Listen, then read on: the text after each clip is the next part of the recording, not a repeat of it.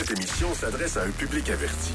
Doc Mayou et José Arsenault. Au réseau Cogeco, vous écoutez Doc Mayou et José. Avec le Doc et José Arsenault. Bonjour! Bienvenue dans l'émission Le Doc Mayou et José. Je suis déstabilisée ce matin. Mais ça sera pas long, Doc. Pas de problème. J'ai pas mes instruments habituels pour travailler. Bon. Mon ordinateur, la batterie recharge plus. J'ai plus d'ordinateur. Oh! En plus, travaille sur celui de la station ce matin, donc je suis pas habituée de travailler avec. Panne Facebook. J'ai été obligée de mettre le sujet de notre émission genre 40 minutes plus tard que d'habitude. Hey, je vous dis, là, je me sens tout nu. J'ai pas mon ordinateur, rien, là. Quand ça va mal, ça va mal. Mais, je vais réussir quand même parce que nous avons non, c'est correct, Benjamin. C'est correct. Gars, il est fin. Ça en allait venir à ma rescousse. Avec le iPad, ici, que j'ai de la station pour vous voir, j'ai réussi à trouver une façon d'avoir accès aux textos et de vous voir en même temps. Alors, j'ai découvert ça. Vous voyez, des fois, dans l'adversité, on apprend des choses. Alors aujourd'hui, les auditeurs, je vais vraiment vous demander un service. Si vous voulez que je lise vos messages, ça va être texto uniquement. Ah. J'ai pas accès à Facebook, j'ai pas accès à mes courriels. Ça va être texto uniquement pour aujourd'hui. On va travailler en équipe. Ça vous va? Oui, et le texto, la façon. Au 25-226, comme d'habitude. En textant au 25-226. Hier, oui, dans votre façon très délicate et très gentille, vers la fin de l'émission ou dans une pause, vous m'avez montré un article. Parce qu'habituellement, notre façon de faire, c'est je vous téléphone pour notre meeting du matin, je vous propose un sujet, vous dites oui, puis on le fait. Hein? C'est comme ça que ça marche. Et hier, vous me montrez un article, puis là, vous me dites, José, ça t'a-tu allumé, cet article-là, en fin de semaine, dans le journal? Là, je me dis, bon, là, Doc Mayou est allumé, c'est sûr. Faut trouver un angle pour aller avec ce sujet-là. Et on va ailleurs, je trouve, aujourd'hui. Ailleurs des sujets qu'on a habituellement, puis je trouve ça très intéressant. Et on part d'un succès qui a été illustré dans le Journal de Montréal de Québec en fin de semaine. C'est la transformation d'une école secondaire qui est passée d'une des pires à l'une des meilleures, et c'est l'école secondaire Saint-Stanislas à Saint-Jérôme. Et ils sont tellement améliorés, eux, au cours des dernières années, justement, qu'ils sont devenus... Puis là, on parle d'école publique, là. Est devenue la meilleure école publique québécoise ouverte à tous. Ouais. Comment c'est arrivé? Premièrement, c'est une petite école, 700 élèves. Maintenant... Bien, ce petite 700, ça commence à faire du monde à la messe, là. Oui, mais il y a toutes des écoles secondaires qui ont moins d'étudiants que ça. Il y en a de quelques milliers, des polyvalentes. Ça, c'est une polyvalente de 700. Ça commence à grenouiller d'élèves, là. OK. Non? OK, oui. Je sais pas, c'est entre... Ben, dites-le moi, là. Moi, je pensais que ça faisait partie des petites écoles secondaires. 700. Mais je ne sais pas, aucune idée. Alors, que ceux qui le savent nous le disent, oui. Petites ou grandes sont passées de pire à meilleur. Bon, fait qu'il y a eu des changements. Oui. Et comment ils ont fait ça? Premièrement, ils ont amené une discipline. Au niveau de l'uniforme, maintenant, tout le monde porte l'uniforme. Et non seulement ils portent l'uniforme, mais le personnel s'assure que le code vestimentaire est respecté à la lettre. Moi, je connais ça, là, dans des écoles où l'uniforme, puis que les petites filles remontent les jupes, là, le plus haut qu'ils peuvent monter, puis etc. Puis, bon, mais eux autres, c'est surveillé. Maintenant, le langage aussi est surveillé. Les devoirs non faits, pris au sérieux. Ça, là, l'utilisation du cellulaire, c'est interdit, même durant les pauses ou l'heure du dîner, sous peine de se faire confisquer le précieux appareil pendant une semaine.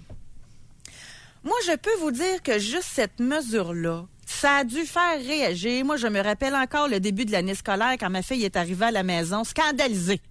Les profs faisaient plus confiance aux élèves parce qu'il fallait que les élèves remettent leur cellulaire dans une petite pochette en rentrant dans la classe. Mais ils pouvaient s'en servir quand même à la pause et sur l'heure du dîner. Fait que j'imagine la réaction si en plus il avait fallu qu'elle ne puisse pas avoir son cellulaire à la pause ou sur l'heure du dîner. Bref, ça a dû grogner. Par contre, oui, en contrepartie. Oui, attends, mais juste quelque chose avant d'important aussi. Les élèves de première et deuxième secondaire devront rester sur le terrain de l'école pendant l'heure du dîner. Séquestrés. Oui, c'est ça, exactement. Ils peuvent pas aller au centre d'achat de l'autre côté de la rue. C'est ça, exactement. Séquestrés à l'école. Oui. Maintenant, En contrepartie, de nombreuses activités parascolaires sont offertes pendant l'heure du dîner. Et là, ce qui est intéressant de Mme Marcotte, qui est la directrice adjointe, elle dit « On les occupe avant qu'ils nous occupent. » Et en plus, fait à remarquer, les professeurs, c'est une équipe d'enseignants qui travaille là depuis de nombreuses années. Ils ont un lien avec les élèves. Ils n'hésitent pas à rencontrer un intervenant du CLSC pour venir en aide à un jeune. Ils font différents projets également qui impliquent les élèves. Et selon des étudiants, l'encadrement est plus strict, mais les profs sont le fun. Et fait à noter, curieusement, ce qui est totalement inédit, les garçons réussissent aussi bien que les filles. Ça, c'est une très mauvaise nouvelle pour le matriarcat québécois. Bon. Mais, premièrement, chapeau, bravo. Je sais qu'on a des auditeurs qui nous écoutent de partout. Alors, s'il y a des gens impliqués dans cette école-là, bravo. Je l'ai lu. J'ai lu l'article. Je l'ai relu. Et je l'ai re-relu. Est-ce que le succès de cette école-là, de cette polyvalente-là, de 700 élèves, avec les résultats qu'elle a obtenus, est-ce que ce succès-là va être imité, reproduit, devenir source d'inspiration? Ben là, il faut, là. Quelqu'un qui a à cœur la réussite des jeunes, des garçons.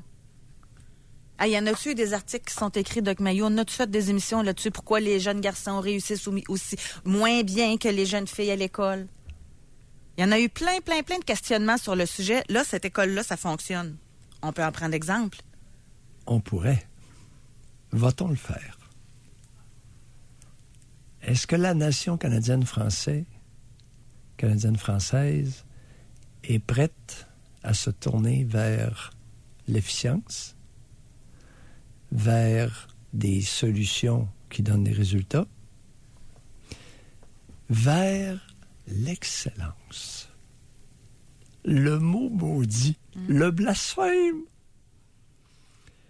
Ils ont démontré, cette école secondaire-là, Saint-Stanislas, ont démontré qu'en adoptant certains moyens, imagine-toi donc qu'on peut exceller. Tu comprends pourquoi je l'ai lu? Je l'ai relu, l'article, et je l'ai re-relu. Je pense que j'en suis à ma 4e lecture. Mais moi, ça m'inspire le sujet, justement, de la performance puis de l'excellence au niveau individuel aussi. Moi, je pense qu'on a de la misère avec ça. Puis là, je le sais pas dans les autres provinces puis dans les autres pays, là, mais au Québec, là, ou dans la population canadienne-française, comme dirait un homme que j'aime bien, je pense qu'on a de la misère avec ça. Ouais. Oui. Alors, notre question aujourd'hui, elle vous concerne. Premièrement, moi, je pense qu'il y en a qui font quasiment le choix de ne pas réussir. Oui. Puis, il y en a qui trouvent que c'est de l'effort, être le meilleur. Fait qu'il y a mieux pas faire l'effort puis être dans la moyenne. Ouais. Oui, tu demandes l'effort. Il y a 2 mots ici que tu viens de mentionner le mot effort. Effort de la part du corps professoral et de la direction, des administrateurs, oui. Mais il y a aussi un mot sournois qu'on sent dans tout cet article-là qui s'appelle la bienveillance. Comme je t'ai mentionné ce matin, je soupçonne que la bienveillance ressentie par les élèves est l'ingrédient essentiel à leur éducation. Maintenant, bienveillance, ça veut dire quoi? Bienveillance, c'est une espèce de petit sentiment qui te donne l'impression que l'autre est en train de vouloir ton bien. Maudit que c'est vicieux. Moi, j'adore ce mot-là. La bienveillance. Ah oui? Ben, C'est vrai? Vraiment. Ah. Ça, c'est... Bienveillant. Ouais. Être bienveillant, vouloir le bien. c'est toujours, on prend pour acquis que tous les parents sont bienveillants. Non, la grosse majorité de parents, à des degrés différents, sont malveillants avec leur progéniture. Ça, je ne démontrerai jamais. Un petit pourcentage d'enseignantes sont bienveillantes envers leurs élèves. La majorité, à des degrés différents, sont soit indifférents ou carrément malveillants envers certains, plusieurs, voire même presque la totalité de leur classe. Mais dans tous les cas, Oui. tu sais, on est tout Je à la... t'écoute, je Non, m'étais. non, ben non, arrêtez de dire ça. Non, mais je t'écoute, là. Mais dans tout... On Oui. est tous allés à l'école, là. Non, mais c'est parce que tout le monde va se reconnaître. As-tu idée là. combien d'années de scolarité que tu as? Ben, moi, j'ai arrêté après mon cégep. C'était une technique, moi, que j'ai Oui, mais combien d'années au total? Tu as traîné ton derrière sur les bancs d'école? 6 plus 5 plus 3. Bon. Fait que c'est... Attends un peu, 6? Ben, 6 années au primaire. Oui. 5 années au secondaire. On est rendu à 11. Puis 3 années de collégial. OK, 14. C'est C'est 14 ans? C'est rien comparé à vous, là. J'ai pas de doctorat. Je me suis traîné le derrière 24 ans sur les bancs. 10 ans de plus. Ouais. Ouf! Hey, non, mais j'avais le derrière usé. J'en ai eu mal aux fesses. Je t'en confesse, là, j'en ai eu mal aux fesses. Parce que la bienveillance, je ne l'ai pas senti trop souvent. Ben, moi, c'est ça que j'allais dire. Vas-y. Moi, je l'ai Oui. senti de certains profs. Ce n'était pas une majorité. Et je peux vous dire que c'était dans ces matières-là que je performais le plus. Idem pour moi. La même maudite affaire. Je l'ai senti de quelques profs et je performais à tâche-tatuc. Puis en plus, j'avais le sentiment, je voulais pas être décevoir. Bon, ça, c'était une autre affaire, mais Ouais. il était tellement fin, il croyait tellement en moi que je voulais réussir pour moi puis pour lui. Parce que c'était des hommes en plus. Je m'excuse. Ben, de toute façon, c'était au secondaire, j'ai eu beaucoup d'hommes professeurs. Mais c'est spécial, hein, ce que ça amène. Ouais. En tout cas, bref, aujourd'hui... L'école de Saint-Jérôme, la polyvalente de Saint-Jérôme, est une démonstration percutante d'éléments clés dans l'instruction au Québec. Je n'ai pas dit mais je vais aller l'éducation, plus loin. l'instruction. Tu sais, il y a les professeurs qui s'impliquent, Ouais. mais peut-être aussi que la direction a été bienveillante. Ben Peut-être oui, que le comité de parents a été bienveillant. Tu sais, ça prend un tout, là. Oui, c'est une atmosphère.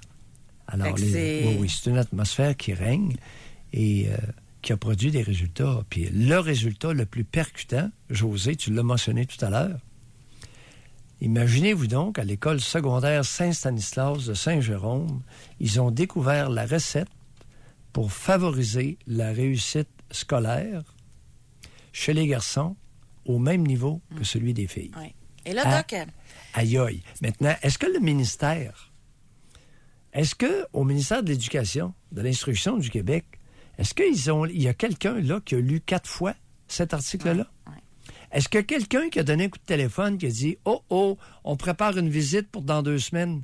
On a un petit groupe qui serait très intéressé à aller vous rencontrer afin de mieux comprendre les vecteurs de réussite. » Ouais. Une réussite ne survient pas par hasard. C'est une conjoncture Exact. d'éléments. Quels sont les 4, 5, 6 éléments essentiels à la réussite, à une réussite comme la vôtre? Là, Doc, on va aller à la pause, puis on va parler aux gens au retour. Oui. Puis déjà, on a un Ben, texto. j'allais dire, on va les écouter. Ben, OK. on va leur répondre gentiment. En tout cas. Et... Ben, ça dépend. c'est ça. Mais Je Doc... prends pas l'engagement là, éternel. Non. Mais aujourd'hui, de toute façon, Avec on va un pas parler fun, avec là. des gens Oui. qui ont réussi, qui ont performé, puis qui sont dans l'excellence, ou qui se sont... Ben, tu sais, on parlait d'auto-sabotage hier. Il y en a qui veulent pas réussir. Et pourquoi? Oui. C'est une autre raison, là. Mais écoute, aujourd'hui, je prends l'engagement suivant. S'il y en a qui ont l'excellence en horreur, puis qui préfèrent que les Canadiens français traînent là, au niveau des caniveaux, je pense que je serais disposé à vous écouter. Je pense. Non, mais ils le savent pas. C'est dans l'inconscient, d'après moi. Mais qui commence la phrase par My God, là, vous allez dire OK. Ou par mon Dieu. Non, hey, écoutez-moi, parce que là, on va prendre du retard. Oui. Déjà, avec un texto, Oui. ça explique beaucoup de choses. Là, on Allons-y. parle de performance, on parle de réussite, on parle d'excellence. Oui. On a un texto et c'est écrit « On est-tu obligé de performer à l'école pour être une bonne personne? » Là, on parle de deux Attends un peu, choses là. différentes, Attends un petit peu. Hop, hop, hop, hop, hop, hop, hop. Cette personne-là devrait nous appeler. J'aimerais ça l'écouter. Qu'est-ce qu'elle veut? Qu'est-ce qu'elle veut nous dire? Quel est le message qu'elle veut nous passer par sa question? C'est pas une question, là. C'est un message. Mais j'aimerais ça l'entendre. J'aimerais ça entendre le message que cette personne-là... C'est un homme ou une femme? Aucune idée. OK. J'aimerais ça l'entendre. Ouais. Parce que il se pourrait que le témoignage de cette personne-là soit hautement représentatif, c'est-à-dire représentatif d'un pourcentage significatif des Canadiens français. Peut-être. Mais, en tout cas, ça en dit beaucoup, cette question-là. On va à la pause. De votre côté, à vous, est-ce que vous... Tu sais, ça peut être dans le sport, ça peut être dans votre travail, ça peut être dans plein de sphères, là. Moi, j'aimerais qu'on parle à des gens qui ont atteint des hauts niveaux de performance. Et ma question à moi, vous n'avez peut-être d'autres, là, mais à quel prix? Est-ce que vous avez dû sacrifier des sphères de votre vie pour atteindre un niveau de performance dans une sphère en tant que telle? Et je vais tout de suite vous donner un exemple, puis je sais que vous allez élaborer au retour de la pause. Dans la biographie de Hugo Girard, lui, là, il était l'homme fort, là. Il était hyper discipliné. Là. Pour atteindre ses objectifs, pour sa carrière, il ne faisait aucun compromis. S'il fallait qu'il s'entraîne 2 heures par jour, 7 jours sur 7, il le faisait au détriment de beaucoup de choses. Et dans son livre, il dit que son plus grand échec, c'est son divorce.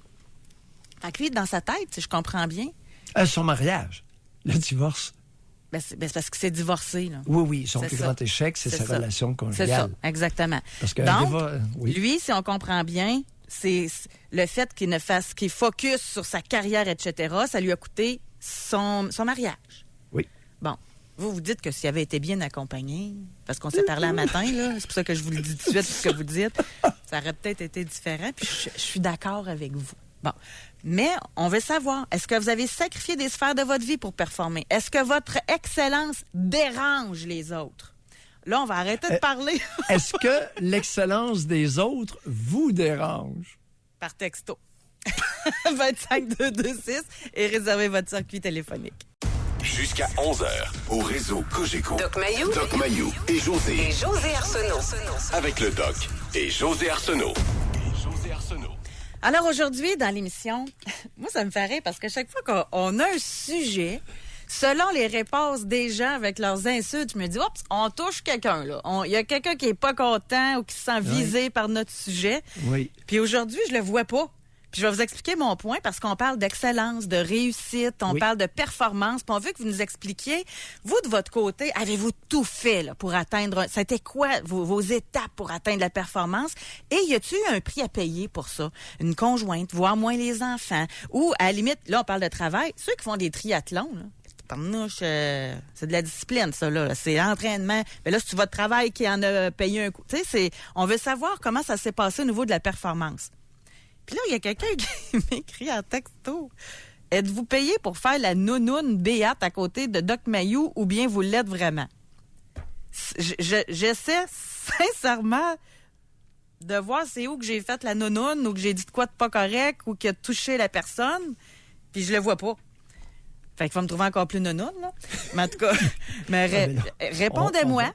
On va passer pour deux niaiseux, mais je le comprends pas. Mais si j'ai dit quelque chose de pas correct à vos yeux, au lieu d'insulter, dites-le moi. J'aime ça le débat. Fait que peut-être qu'on n'est pas d'accord sur quelque chose, puis il n'y en aura pas de problème, là. Alors, je soupçonne que dans la nation canadienne-française, dans notre culture canadienne-française, l'excellence dérange. L'excellence individuelle ou de petits groupes ou de grands groupes dérange. Ça fait partie de notre culture.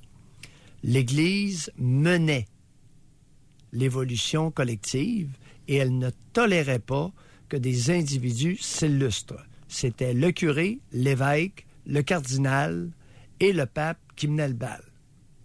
Alors ça, c'est notre atavisme culturel, nos ancêtres, notre culture ancestrale, canadienne-française.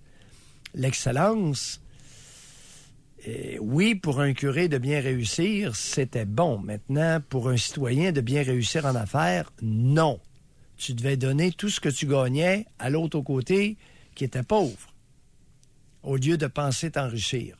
Ça, c'est notre culture. L'excellence a toujours dérangé dans notre nation canadienne. Mais tu sais, française. c'est dans ce temps-là que ça venait, là. On est né pour un petit pain.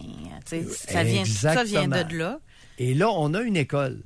On a une école qui a obtenu un résultat incroyable, pour ne pas dire carrément hallucinant. C'est l'école de Saint-Jérôme, une polyvalente, une école secondaire, l'école secondaire Saint-Stanislas, qui est passée de dernière, d'extrêmement piètrement performante, à hautement performante, à un point tel que, semble-t-il, dans cette école-là, les garçons réussissent aussi bien que les filles. Et là, on va continuer à s'interroger sur le problème. On va continuer comme une gang de cons à se demander qu'est-ce qu'on pourrait faire pour faciliter l'émergence des garçons par rapport aux filles. Écoutez, les Noirs, ils l'ont fait, ils l'ont obtenu le résultat. Il y a des choses qui font que... Il faut s'en inspirer maintenant. C'est ça. Il faut prendre des notes. Est-ce que leur excellence nous dérange ou nous invite à les imiter? Exact. Et vous, dans votre vie, on revient aux gens là, aujourd'hui dans l'émission. Et vous, oui. Je vais juste vous lire un message. Oui. Homme 35 ans. Oui. Merci, Doc. Depuis qu'on a discuté ensemble à la radio, j'ai décidé de relâcher les camions et de retourner dans le bois et de me repartir ma compagnie. Vous m'avez donné la claque qu'il me fallait. Je me souviens très bien de cet appel-là. Oui, moi aussi. Fait que je voulais vous le lire. Bravo, monsieur. Je trouve ça gentil de nous l'écrire en plus. Ouais. On veut savoir... Et puis c'était pas, soit dit en passant, le mot claque est plutôt attitude bienveillante. J'avais pas à admonester, je n'ai pas ramassé le gars, là. C'était pas une claque qu'il y a eu, là. Il n'y a pas eu de mornif, là. Je donne des mornifs à l'occasion, oui. Mais, chers auditeurs, lorsque l'individu, cet appelant-là, réfère à la claque qu'il a eue, c'était beaucoup plus une attitude très bienveillante de ma part qu'une mornif. Oui, je m'en souviens. On va reprendre le retard qu'on a pris tantôt, mais je vais lire un message de Homme 32. Oui. Pour moi, la performance, c'est pour les gens qui ont quelque chose à prouver. Je comprends que les gens sont animés par différentes motivations, mais je n'ai jamais eu le désir d'accomplir quoi que ce soit. L'existence est un concept absurde et jamais l'humain découvrira la façon de voyager dans l'univers et nous sommes condamnés à s'éteindre. Nous deviendrons donc un autre chapitre insignifiant dans le flot chaotique de l'univers. Cher ami, oui, vous avez 32 ans et vous êtes animé par un puissant pessimisme. Est-ce un trait de caractère ou la conséquence d'un mauvais maternage? Mais c'est une vision pessimiste quand même. Et ou d'un mauvais paternage. Oui. Alors, la vision pessimiste, à ce point, peut être la résultante, la conséquence d'un trait de caractère. Il y a du monde qui sont nés pessimistes, puis ils voient toujours le mauvais côté, puis ainsi va leur vie, de la naissance jusqu'à la mort. Par contre, il y a des individus.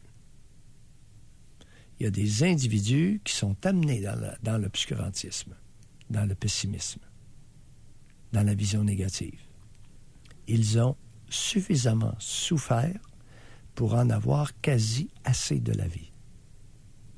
Avis-vous intéressé? On va à la pause. Là, réservez votre circuit téléphonique. Je veux qu'on se parle. Et n'oubliez pas que pour communiquer avec nous aujourd'hui, c'est par texto uniquement. Mon ordinateur ne marche plus. Bon, je vais aller le faire réparer, mais pour aller chez Apple, ça prend du temps. Donc, il va être réparé juste dimanche, imaginez-vous donc. Fait qu'entre-temps, on va essayer de me trouver une solution.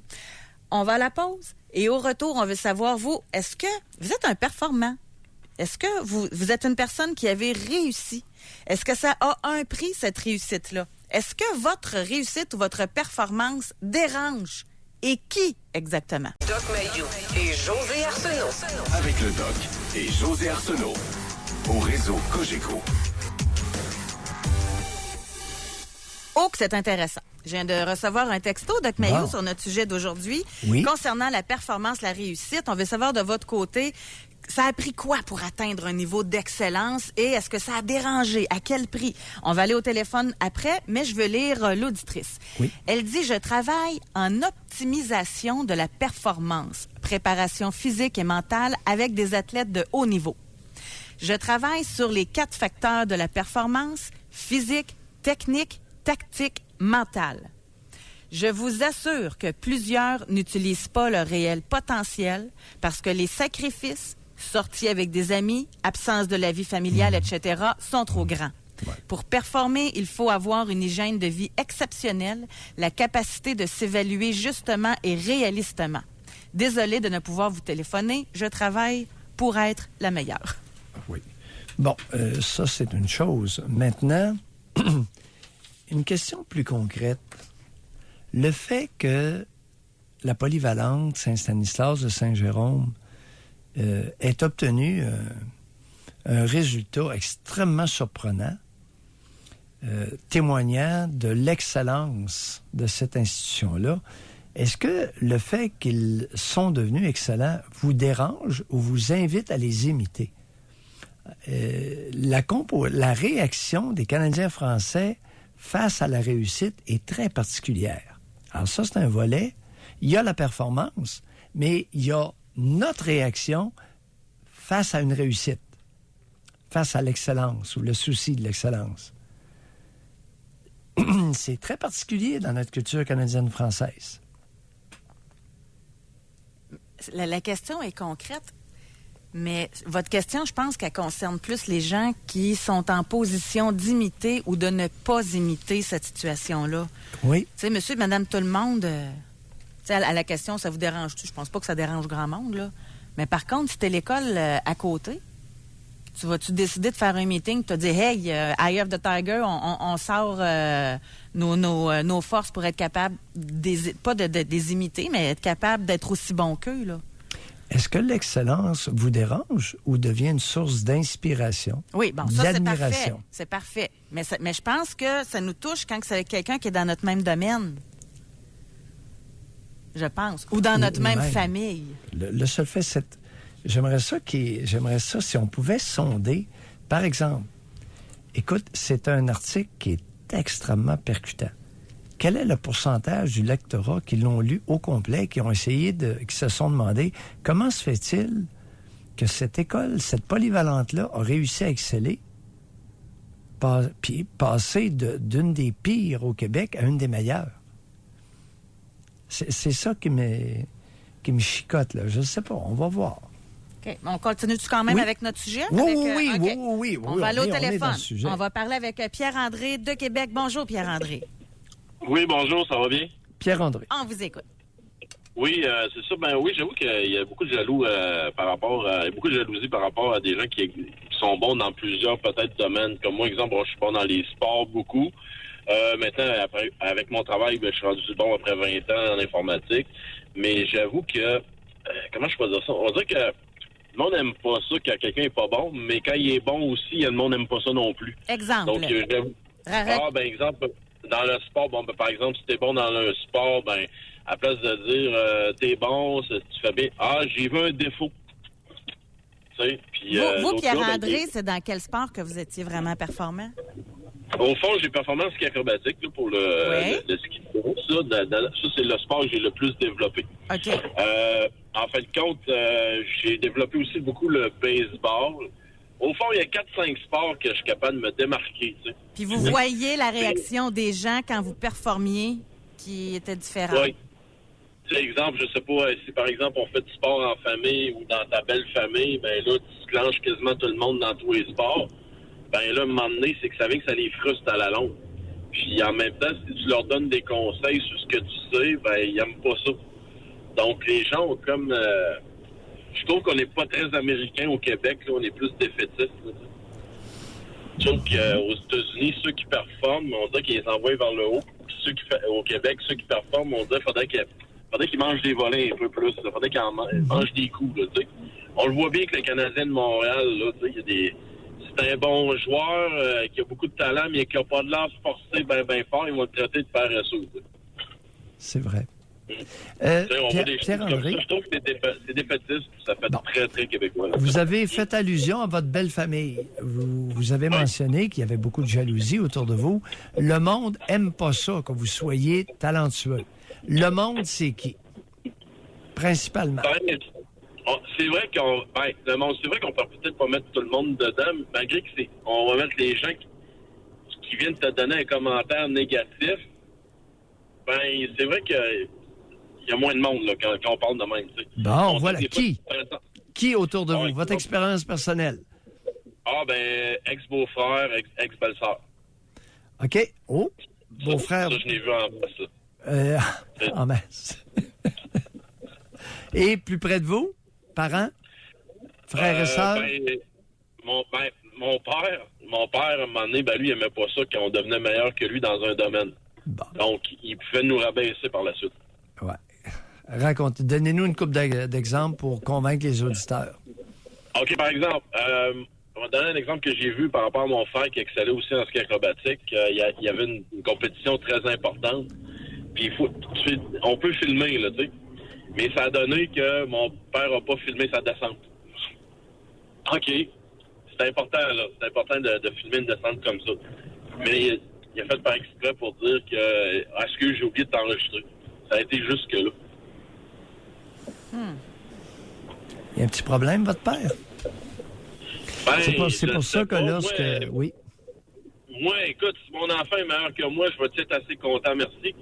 Vous allez être exceptionnel, Pierre-André. Comme Canadien-Français, vous allez être exceptionnel. Merci beaucoup. Oui. Si vous êtes capable de vous réjouir d'une performance de votre garçon qui même peut aller jusqu'à vous surpasser, vous dépasser et vous surpasser, si vous êtes capable de vous en réjouir, vous êtes exceptionnel. Vous pensez ça va jusque-là, Doc? Merci beaucoup. Ben oui. Un parent ne pourra pas se réjouir en général là, de la réussite de son propre enfant. On pose la question sur le 25 de 2-6? Ben, je pense que ça va être unanime. OK, allons-y. Merci de l'inspiration, Pierre-André. Merci, Pierre-André. Merci, bonne journée. Bonne journée. Posons la question aux auditeurs. Aïe. J'ai bien trop peur de la réponse. Madame, êtes-vous capable de vous réjouir d'une performance qui vous dépasse de la part de votre fille? Monsieur, êtes-vous capable de vous réjouir de la performance de votre fils qui dépasse celle que vous pourriez obtenir? Avec l'enfant du même genre. Je pense pas qu'on va en avoir des noms. Admettons que le père, c'est un bon joueur de baseball, puis que son fils est meilleur que lui. Il sera pas capable de se dire « Wow, mon fils est meilleur que moi, je suis content pour lui. » Sont donc les cœurs? La plupart, non. Et la madame, exemple, qui faisait de la danse, puis que sa fille a chanté, ou que sa fille a percé plus qu'elle, elle ne sera pas capable de se réjouir. Pose la question. On la pose. 25-2-2-6, votre genre. Et là, ça prend un enfant du même genre que vous pour que vous puissiez vous exprimer. Oh. OK. On pose la question. 25-2-2-6. Est-ce que vous êtes capable de vous réjouir du succès plus grand de votre enfant que vous? L'enfant du même genre. Votre genre et votre âge. OK. Oui, parce qu'avec l'enfant de sexe opposé, ma princesse, sky's the limit. Je l'ai entendu, celle-là. Hey, là, on parle de... Je vais juste lire un message, là. Oui. Avant qu'on aille au téléphone. On parle de performance, mais des fois, c'est une question d'attitude, OK? Quelqu'un nous a écrit, une fois, je suis entrée à l'ouvrage et quelqu'un m'a dit, est-ce que je peux te parler? J'ai dit oui, avec un grand sourire. Il me dit, très honnêtement, peux-tu arrêter d'être de bonne humeur? Ça me tape ses nerfs. Je lui ai répondu que j'étais comme ça, que ça le dérangeait de quitter. 2 semaines après, il a demandé son transfert. Depuis 5 ans, j'ai décidé de mettre la mauvaise énergie de côté, de m'entourer que de bonnes énergies. Effectivement, ça m'a occasionné des problèmes. Fait que là, on est au niveau de l'attitude. Imaginez la performance. Ça va ensemble. Alors, l'atmosphère, vois-tu, il y a des individus qui aiment exprimer à tout moment leur niveau de frustration élevé pendant leur travail. Alors, une personne qui est de bonne humeur va les déranger. Doc, il n'y a pas de nom encore. On va faire la pause tout de suite. On va demander à Sylvie de patienter un petit peu. Je m'excuse, Sylvie Ginette également qui est en ligne. Parce que je vais prendre le temps de regarder comme il faut les textos qui rentrent. Là. Doc Mayou pense qu'en majorité, les femmes ne sont pas capables de se réjouir du succès de leur fille et que les hommes ne sont pas capables de se réjouir du succès de leur fils. Qu'en est-il de votre côté? Textez-nous au 25226. Doc Mayou et José Arsenault. Avec le Doc et José Arsenault. Au réseau Cogeco.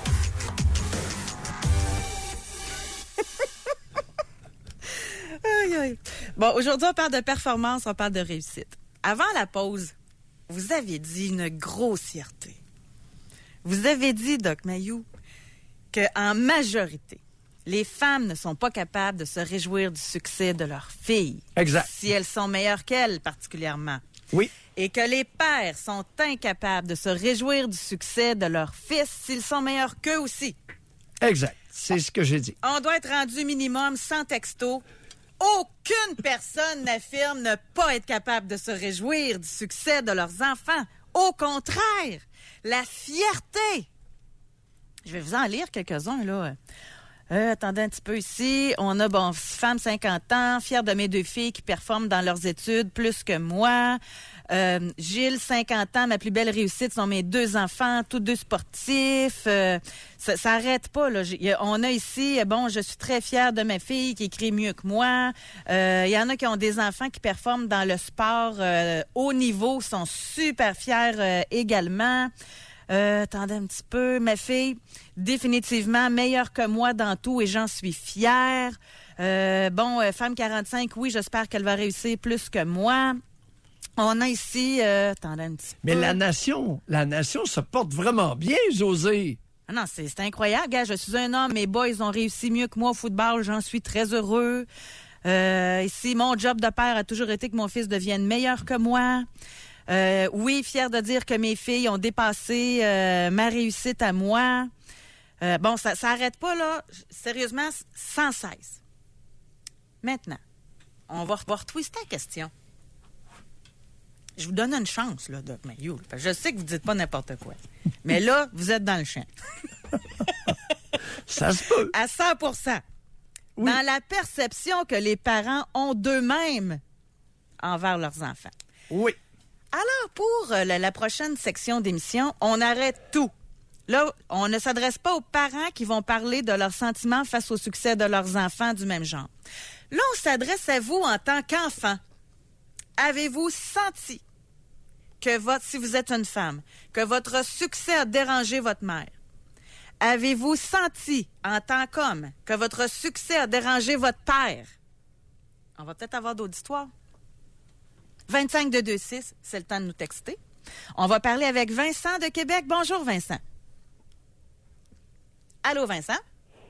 Bon, moi, là, je pense que je suis plus dans le sujet parce que là, on parle des enfants par rapport à leurs parents, mais moi, c'est moi comme parent par rapport à mes enfants. Oui, allez-y.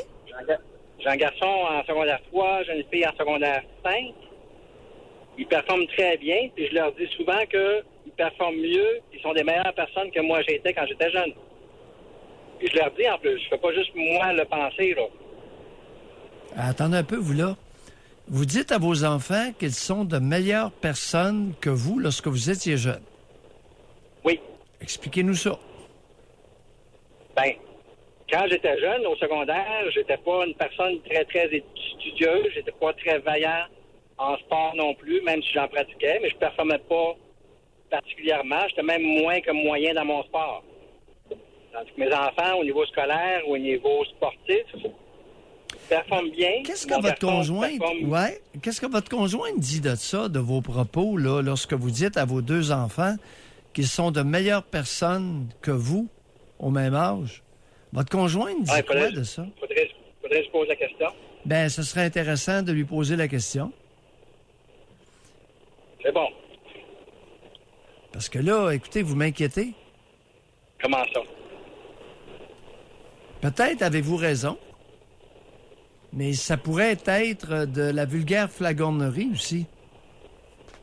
Je vous écoute.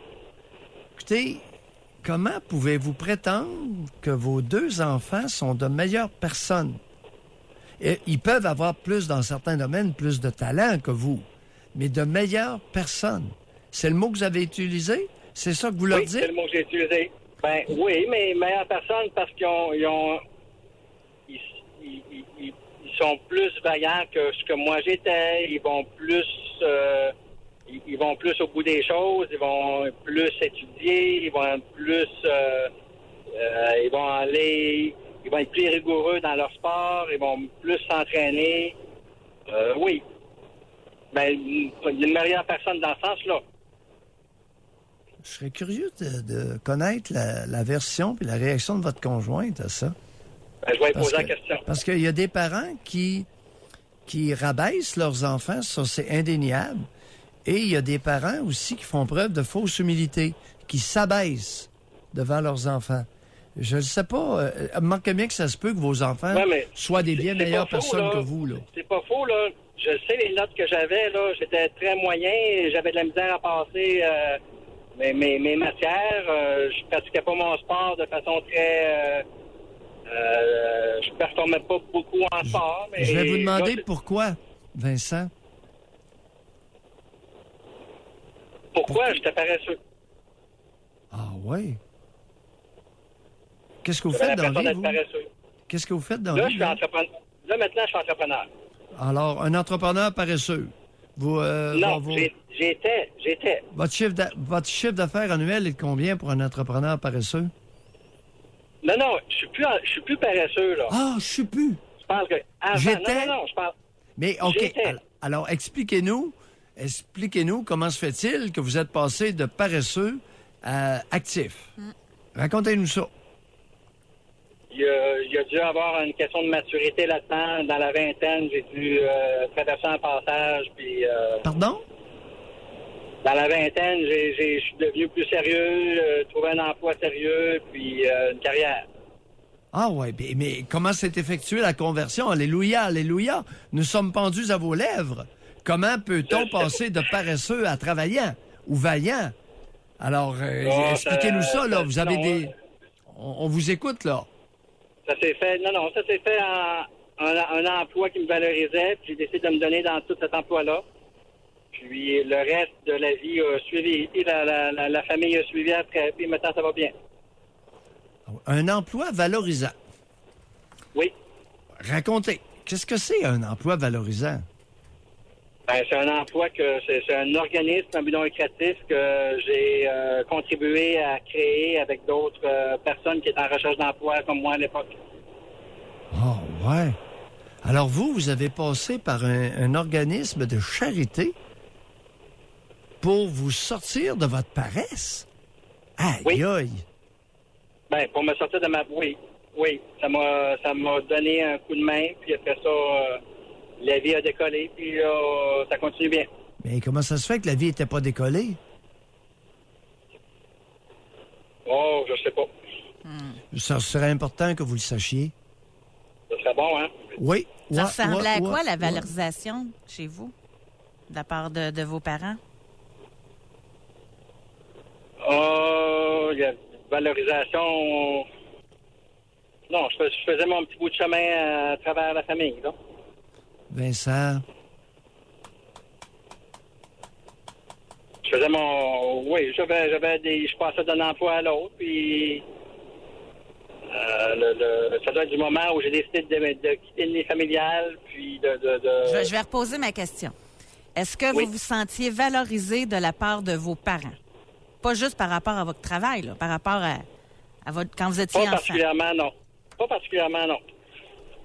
Vincent, pas particulièrement non, ça veut dire quoi dans les faits? Ben, il n'y avait pas une valorisation particulière, là, pas par rapport à la performance, par rapport à l'importance d'avoir un métier ou une carrière. Ouais, pas facile pour vous de revoir votre passé, hein? Ben non, on voit ça, là. Oui. Êtes-vous sérieux? Vous venez de réaliser avec nous que c'est difficile pour vous de revoir votre enfance? Je pense que oui. Oh Faut là dire. là. Bon, ben, ça va être ça le but de l'exercice. Merci beaucoup. Ne craignez pas de revoir votre enfance telle comme elle a été. Je vais y retourner. Oui, parce que là, vous attribuez des éléments, vous vous qualifiez de paresseux, qui a un paresseux qui s'est converti en homme travaillant. On voit pas ça souvent, ça serait trop beau pour être vrai, là. Ouais. Comprenez-vous? Hey Vincent, merci beaucoup de votre Bye, appel. Vincent. Pour votre information, on doit aller à la pause, ça va vite aujourd'hui encore, à Barouette. Ouais, informe-moi un peu. Mais pour votre information, c'est drôle, hein? Ça a changé de bord, notre texto. Parce qu'au début, il y a de cela peut-être une demi-heure, 15 minutes, on a posé la question, est-ce que comme mère, vous vous réjouissez du succès de votre fille? Oui. Est-ce que comme père, vous vous réjouissez du succès de votre garçon? À 100%, là, c'était oui. Maintenant, on a changé la question. Comme enfant, est-ce que vous avez senti que votre succès dérangeait? Si vous êtes une femme, votre succès dérange-t-il votre mère? Si vous êtes un homme, est-ce que votre succès dérange votre père? Devinez la réponse. Je vous la dirai au retour de la pause. Doc Mayou et José Avec Doc Mayou et José Arsenault. au réseau Cogeco. Très intéressant. Tel que promis, au retour de la pause, je vous donne un certain résultat préliminaire de la question qui était plus vicieuse cette fois-ci. Au début, vous avez affirmé, Doc Mayou, que les mères étaient incapables de se réjouir du succès de leur fille, que les pères étaient incapables de se réjouir du succès de leur fils. Même moi, personnellement, j'ai dit, je crois pas à ça. On revire la question de bord. Est-ce que, comme enfant, vous avez senti que votre succès dérangeait votre mère, si vous êtes une fille, et si vous êtes un homme, que votre succès dérangeait votre père? On va commencer. Homme 41. Mes deux géniteurs étaient tellement jaloux, envieux, que peu importe ce que je réussissais, il y avait toujours du dénigrement. Ils faisaient équipe contre moi. Femme 50 ans. Ma mère a toujours été jalouse. Encore aujourd'hui, elle est incapable de se réjouir de ma promotion au travail depuis que je l'ai dépassée. Ici, on a... attendez un petit peu. Il y a beaucoup de concernant le poids. J'ai 52 ans. Ma mère a toujours été jalouse de moi pour ma minceur. Elle est obèse, ma beauté et ma réussite dans mon domaine de relations d'aide. Elle était à la tête d'organisme. Et lorsque venu le temps de prendre sa retraite, elle a préféré fermer la baraque au lieu de me passer le flambeau. On a ici, mes parents, hommes 43 ans, ont toujours été indifférents à ce que je faisais, entreprenais ou réussissais. Femme 28 ans, ma mère m'a toujours dit qu'elle a toujours voulu le meilleur pour moi. Je n'y crois pas. Il y a quelques années, j'ai perdu du poids puisque j'ai changé mon alimentation. Je m'entraîne régulièrement. Au party de Noël, alors que je discutais avec mon frère, elle est venue me parler, me dire que c'était bien beau ma shape, mais que je cachais quelque chose de superficiel derrière ça, que je me privais. On pourrait continuer encore longtemps. Encore une fois, ça a répondu massivement. Merci beaucoup. Alors là, j'ai un problème. Tout à l'heure, on avait les parents qui, à 100%, les menteurs à eux-mêmes, nous ont informé qu'ils se réjouissaient des succès de l'enfant du même genre qu'eux. On change la question de bord, et là, on en a des commentaires. Ça déboule. Ah non, c'est... Femme 25 ans. J'ai joué au rugby au secondaire et collégial et si ma mère est venue me voir une fois, c'était bon. J'étais très sportive, mais ma mère n'était pas présente. Je lui parlais de mes projets et je n'ai jamais senti qu'elle m'encourageait. Ma mère, femme 64, ma mère a toujours été jalouse. Cette femme-là, OK, ça fait partie du groupe qui a écrit tout à l'heure. Oui, je me réjouissais des succès puis des talents, des aptitudes de ma fille. Maudite menteuse! Ah, c'est peut-être une nouvelle génération. Non, écoutez, le mensonge à soi mène nulle part. J'aurais aimé que dans notre nation canadienne-française, la plupart des parents se réjouissent du succès de leurs enfants, particulièrement l'enfant du même sexe qu'eux. Tel n'est pas le cas. Mais il y a une différence. Parce qu'on a eu beaucoup de monde qui disent que devant les autres, c'est incroyable. Tu sais? Mais, Je l'ai entendu. mais à eux autres, non. Là. Je l'ai entendu souvent. Et non Fait que seulement... c'est peut-être ça, là. Alors, caractéristiques fréquentes dans la nation, le mensonge à soi et l'hypocrisie. Ça roule solide. Ce ne sont pas des beaux traits culturels. C'est pour ça que j'en parle. On a avantage à être conscient de ce qui s'est passé ce matin. On va aller au téléphone. On va parler avec Sylvie qui nous appelle de Shawinigan. Bonjour, Sylvie. Bonjour à vous deux. Sylvie. Moi, je vous appelle, comment je pourrais dire, ça me percute, oui, royalement. Moi, je viens d'une famille dysfonctionnelle avec des rôles inversés. Ma mère, écoute, jamais qu'elle a assisté à quoi que ce soit de mes succès. Je me suis mariée, j'ai eu 5 enfants, Non, elle n'était pas là. Et puis... Est-ce que c'est une femme qui était miséreuse? C'est une déficiente intellectuelle? C'est une femme miséreuse? Qu'est-ce qu'elle avait fait dans sa vie, pour nous donner une idée? Quand elle a connu mon père, elle était presseuse. Oui. Presseuse du linge, là. Puis Oui. ensuite, elle s'est mariée avec mon père, puis elle a eu des enfants, puis elle était femme à maison. Oui, et votre père lui faisait quoi dans la vie? Il était contracteur peintre en bâtiment. OK. Il a fait de l'argent? Mais hein? Votre mère avait-elle un doigt où il n'y avait pas un bijou? Je pense qu'elle avait des... Oui, il la gâtait, il amenait plein d'affaires, des bébelles. Elle aimait bien les bibelots, qu'elle me faisait pousser tatouer samedi, ça m'écœurait. Est-ce qu'elle avait un doigt? Est-ce qu'elle était amateur de bijoux? Non. Non? Elle OK. avait juste son alliance. Là. OK. Elle n'était pas garnie, là. Elle, c'était les bibelots, c'était des bébelles, les cossins, les babelles. Les cochonneries. Je peux-tu vous dire que chez nous, il n'y en a pas? C'est ça. Pourquoi avez-vous dit que votre mère, vous avez parlé de rôle inversé? Qu'est-ce que vous avez voulu dire par rôle inversé? Écoutez, moi, j'ai vécu l'inceste avec mon père du plus jeune âge que je me souvienne. J'avais peut-être 2 ans et demi jusqu'à 12 ans. Oui. Puis ensuite, je l'ai dit. Puis ensuite, là, je suis devenue la pire putain qu'il n'y a pas sur la terre. Là. Fait que c'était comme il n'y avait pas personne qui va vouloir de moi. J'étais un fond de poubelle. Il n'y avait pas un homme qui va te marier. Il n'y a pas si... Puis ma mère, elle l'a cru. Elle a cru que... Puis il disait que j'avais inventé cette histoire-là pour briser son couple. Puis vis-à-vis mes frères et sœurs, c'était la même affaire. Ça me traitait de charogne, de vache. Puis en tout cas... Je vous le dis, là, on fait pas vivre ça à des enfants. Sylvie, lorsque vous parlez d'inceste de 2 ans à 12 ans, c'est allé jusqu'où, ça, cette histoire? Il vous reluquait, il vous flirtait, ou s'il y a eu des attouchements, relations? Qu'est-ce qu'il y a eu exactement? Il y a eu des attouchements. Seulement des attouchements. Mais, comment je faisais?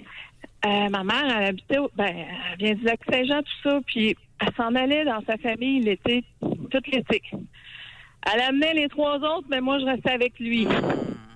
Fait que le party était pris, toi. Fait que, tu sais, c'était comme... Il me faisait suivre... je suivais partout dans ses contrats de peinture, partout. Fait que dès qu'il pouvait me tripoter, me toucher un sein, me flatter la vulve, il le faisait. Puis, tu sais, j'étais tout le temps... Par-dessus le linge aussi, est-ce qu'il y a eu des bains, des douches communes? Il y a tout ça, nu, tout ça. Il se masturbait sur moi, mais il n'y a pas eu de pénétration. OK. Ça a arrêté quand? Vous avez dit 12 ans, mais il est arrivé un événement? C'est que la nuit, il venait tout le temps me réveiller la nuit. Puis là, ça l'a donné qu'il y avait une petite fille, une de mes amies, sa mère, elle s'est fait faire la grande opération, puis ma mère avait dit, je vais garder ta fille. Oui. Puis cette fille-là, elle a dormi avec moi. Puis j'avais changé de bord. Fait que durant la nuit, mon père est venu, sauf qu'il a touché à la jeune fille en question. Fait qu'elle, elle s'est réveillée, elle a dit, fais là, oui! Fait que là, elle me dit, fais-tu tout le temps ça, tu sais? Je dis, oui, à toutes les soirs, toutes les nuits. Fait que, elle dit, veux-tu j'en parle à ta mère? Fait que j'ai dit, oui, mais parle-en, mais quand je serai pas là. Quand je vais être à l'école. Fait qu'elle, elle allait pas à l'école parce qu'elle était de Montréal. Maman la gardait. Fait que là, il raconte ça. J'ai vu, tu sais, dans la nuit, en tout cas, il est venu dans la nuit, il m'a tripoté, je me suis réveillée, puis là, Linda me dit qu'il fait ça tous les soirs, puis il fait plein d'affaires, puis... Hey, là, quand je suis arrivée d'école, je m'en vais à la salle de bain. Elle rouvre la porte, tout Saint-Romain, il y avait un crochet après ça, là. La porte a arraché. Là, elle dit, dans la porte, « Hey, c'est vrai ce que Nathalie a dit pour ton père, tu sais? » Fait que j'ai dit, ben oui. Ah, ben là, elle dit ça.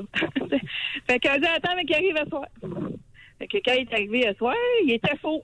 Fait qu'il se fraxait en pleine face. Il voulait me tuer. Il courait après moi, puis il disait, « Moi, vous tuez mes tabarnak, moi, vous tuez. » Puis écoute, ça n'a pas été facile, là. Aïe. Mais après ça, là, Oui. j'ai passé des mauvais quarts d'heure. Oui. Ouais. Écoute, je suis devenue, la proie, là. J'avais pas le droit d'aller sur le perron, pas le droit de fréquenter personne. J'étais confinée dans la maison, me faisait manquer l'école. Attendez un peu, qui vous confinait dans la maison? Mon père. Puis votre mère, elle disait quoi? Elle disait rien! En tout cas. Puis mon père, il est décédé. Même un petit peu avant qu'il décède, moi, j'avais sacré mon camp. Il m'avait fait lâcher l'école. Puis j'étais bonne. Puis j'aimais l'école. Tu sais, c'était ma fuite, moi, l'école. Ouais. Fait que là, il me fait lâcher l'école. Il me rasait les cheveux comme un gars. J'avais les cheveux plus courts que mes frères. Écoute, c'était l'enfer total, là. Les coups de poing sur la gueule, la gueule pendue. Quel âge avez-vous, Sylvie? J'ai 49 ans maintenant. 49 ans. Hey boy. Alors, vous étiez pas... C'est pas arrivé en 1940, là. Là, vous en êtes sorti comment de tout ça? Ben, je suis pas qui. Ouais.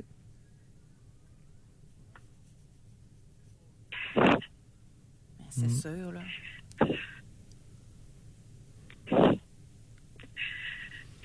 Puis au niveau professionnel, c'est là que vous avez investi, c'est ça? J'ai performé, madame. Des millions, j'en avais en masse. Mais j'ai eu un mari qui me fait revivre tout ce que j'avais vécu avec mon père. Jusqu'à temps que je mette mon pied à terre, puis c'est assez. Ça a fait 5 ans. Ça a pris 4 ans de divorcer, mais j'ai tenu le coup. Puis aujourd'hui, c'est la plus belle chose que j'ai pu faire. Attendez un peu, vous avez parlé de millions. Sylvie, c'est toujours une dimension qui me touche. Est-ce que vous avez bien réussi financièrement? Oui, monsieur. Moi, j'ai fait mon cours, j'ai retourné à l'école. La première chose que j'ai faite quand je suis partie de chez mes parents, à 17 ans et demi, j'ai retourné à l'école. J'ai fini mon secondaire 5, puis j'étais allée en gestion d'entreprise, puis là, mon prof il m'avait dit, t'as pas besoin d'argent dans la vie, t'as juste besoin d'un bon nom.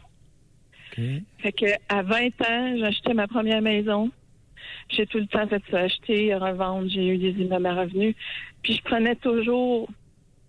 La première chose que j'ai achetée, c'était une terre à bois. Oui. Puis j'hypothèque... dans le fond, je disais, je vous donne en garantie ma terre à bois, puis j'achète. OK. J'ai revenu. Puis comme ça. Puis quand je me suis mariée, c'est ça, j'ai dû en laisser le 3/4 au père des enfants parce que, je voulais arrêter. Pas quand vous vous êtes marié, lorsque vous êtes divorcé. C'est ça. Ouais. Parce que la première chose qu'il m'a dit, c'est « Est-ce que tu veux mettre mon nom avec toi partout? » Oh là là, oui. Moi, là, j'ai fait comme... oui, tu sais. Mm-hmm. Puis je me suis en allée en agriculture. Puis il me disait, quand je l'ai connu, il va falloir que tu fasses tes preuves. Fait que je disais... J'ai pas de preuves à faire, tu sais, je sais comme je suis, puis mais je pense que ça, là, ça m'a coté, puis on a triplé dans le temps de 10 ans, là, on a triplé l'entreprise que. Okay. Vous êtes aujourd'hui, vous avez du talent, oui. Oui, puis aujourd'hui, je vous le dis, là, hier, j'ai été acceptée, je viens de me racheter une ferme tout seul, puis je vais rester tout seul, puis je vais faire ce que j'aime. Excellent, Sylvie. Sylvie, merci tellement de nous avoir parlé. Ouais. Merci. Puis bonne chance dans votre nouveau projet. Puis, tu sais, je veux démontrer que pas parce qu'on a été bafoués qu'on peut pas s'en sortir. Qu'on est condamné à la misère financière. C'est ça, nous au apprenons. peu de faim, c'est non. Puis on peut être en agriculture puis faire de l'argent puis d'en vivre. Moi, je sais pas c'est quoi la mentalité des agriculteurs de dire on n'a pas d'argent. Moi, je leur dis, regarde, tu fais ça pourquoi? Il faut gagner ta vie puis être bien. Ben, regarde, c'est quoi l'affaire de pas faire d'argent? Ben, Sacre-bleu. Sylvie, Bonne journée. merci. Je vous aime bien, vous. Hey, on a pris du temps. On va à la pause. On revient tout de suite avec nos auditeurs. Doc Mayou et José Arsenault. Le Doc Mayou et José, c'est le Doc et José. Au réseau Cogeco. On va aller tout de suite parler avec Denis. Bonjour, bienvenue dans l'émission, Denis. Bonjour. Denis. Oui, José, je suis pas étonné de la réponse de ta question numéro 2. Là. Je suis vraiment pas étonné parce que c'est sûr que les enfants, eux autres, ils vont te répondre que non, il était pas fier de moi, puis non, il voulait pas que je le dépasse, puis il voulait pas que je sois meilleur que lui. Puis, tu sais, moi, je peux te dire en tant que père de 3 enfants, de 2 garçons et une fille, puis étant tellement fier parce que mes garçons ont une graine une graine de gens d'affaires, d'investisseurs, ils sont des visionnaires, puis on veut toujours que nos enfants soient meilleurs que nous autres. Voyons donc, c'est juste la normale. Ben oui, Denis, voyons, tout le monde dit, écoute, toutes les femmes veulent être dépassées par leurs filles, Denis. Voyons, tout le monde sait ça. Maudit, on n'ira pas à l'université pour découvrir ça, Denis. Doc, attendez. Mais Denis, si on parlait à votre fils, est-ce qu'il a la même perception? Non, parce que lui, il a dit ouvertement, tu veux pas que je sois meilleur que toi. Oui, c'est un mauvais garçon que vous avez. Doc, laissez-les donc parler, là. Non, c'est pas un mauvais garçon, c'est pas ça que j'ai dit du tout. C'est un maudit menteur. Non, c'est pas un menteur, j'ai des très bons garçons, je vous l'ai dit, je suis fier, c'est des entrepreneurs, c'est des visionnaires. Mais oui, comment? mais ils sont menteurs. Doc, Mario, écoutez-le, là. Comment... C'est pas grave, José, c'est pas grave, je le connais, là, je vous écoute à tous les matins. Mais Denis, comment expliquez-vous que votre fils ressente ça? Je sais pas, parce que ça, là, cette mentalité-là, cette vision qu'il a de moi, là, l'a amené à faire des erreurs. Parce que moi, ce que j'aurais voulu lui dire, puis que j'ai pas pu, parce que j'ai essayé au début, j'aurais voulu lui dire, non, moi, si j'étais toi, je ferais pas ça, parce que moi, je l'ai fait, puis je me suis pété la gueule en faisant ça. Fait que va pas là. Mais si j'ai dit ça, tu veux pas que je sois meilleur que toi, non, je veux pas que tu te pètes la gueule comme moi. C'est tout. C'est juste ça que je voulais faire. Je voulais juste te dire, fais pas ça, parce que moi, si j'étais recommencé aujourd'hui, je ne ferais pas ça. Parce que je me suis pété la gueule en faisant ça. Mais c'est quoi, Denis? Moi, je connais du monde qui ont déjà dit ça, puis moi, ça m'énerve tellement. Parce que c'est pas parce que s'il y en a un qui l'a manqué que toi, tu vas le manquer, là. Effectivement, je suis d'accord à 100% avec toi, José. Puis ça, c'est vrai. Je me suis dit, moi, j'ai manqué mon coup. Peut-être que lui, il va trouver une façon de faire que là, lui, il va passer à travers, puis il va même très bien réussir. C'est pour ça qu'à un moment donné, j'ai arrêté de parler. Parce que je faisais ça au début. Qu'est-ce que vous venez de dire là? C'est pour ça que j'ai arrêté de parler. Oui, j'ai arrêté d'intervenir parce que de toute façon, quand j'intervenais, ça donnait rien. Puis, mais qui vous a dit d'arrêter d'intervenir? Nommez-la, c'est votre conjointe. Non, c'est mon entourage. Non, votre conjointe. Ma conjointe, mon autre fils. Elle vous a dit de vous l'accrocher. Elle m'a dit, gars, ils m'ont tous dit, arrête d'intervenir, ça donne rien. Votre conjointe, qu'est-ce qu'elle vous a dit? Ses expériences. Denis, ferme donc ta grande gueule. Oui, un peu. Elle me l'a pas dit comme ça, mais c'est un peu ça que ça voulait dire. C'est ça que ça voulait dire. Et très clairement. Elle commençait à en avoir plein de casse de votre grande gueule. Non, elle n'avait pas plein de casse. Elle me disait, gars, s'il passe à travers, tu vas pouvoir dire, tabarouette, t'as réussi, toi, quelque part, que moi, j'ai manqué. Puis s'il passe pas à travers, tu te fermeras parce que de toute façon, ça va faire une chicane. Oui, Denis, on revient au point de base.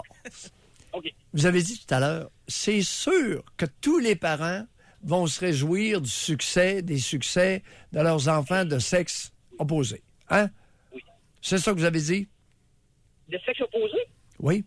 De même sexe, excusez. Ouais. De même sexe. Moi, je vous parle de mes fils. Là. Ma fille est trop jeune pour l'instant, mais je vous parle de deux garçons qui vont très bien. Là. Il y en a qui passent des moments difficiles, là, mais il va s'en remettre. Je reprends. Je reprends mon point. vous avez mentionné que c'est sûr que tous les parents vont se réjouir des succès de leurs enfants de même genre. Tout à fait. C'est ça que vous avez dit? Tout à fait. Vous êtes bien sûr de votre affaire? Ah oui, Doc, à 300 %. Regardez, Denis, c'est pour ça que votre conjointe, là, elle a avantage à continuer à vous dire de former votre grande gueule. OK? Ah, ben, Doc, elle a plus besoin de me dire, c'est normal. J'ai compris ça il y a quelques années, là. Elle a mauditement raison dans votre cas. Merci, Denis, de votre appel. Doc, je m'en suis mêlé un petit peu au début. Après ça, j'ai arrêté parce que ça nous amenait qu'à conflit. Ouais, hey, on n'a plus le temps de parler, Denis. Oui, elle est beaucoup trop grande. Mais laissez-moi dire la morale de cette histoire, messieurs. Il faut toujours écouter sa conjointe. Dans le cas de Denis, je suis 300% d'accord. Merci sincère à tous ceux qui ont participé merci, à Denis. l'émission. Merci, Denis, d'illustrer. Oui, Parce texto, que je veux téléphone. pas Oui. Et on se dit à demain, tout le monde. Merci, Benjamin. Bye-bye. Doc Mayou et José. Soyez là demain, 9h30, pour une autre édition du Doc Mayou et José. Au réseau Cogeco.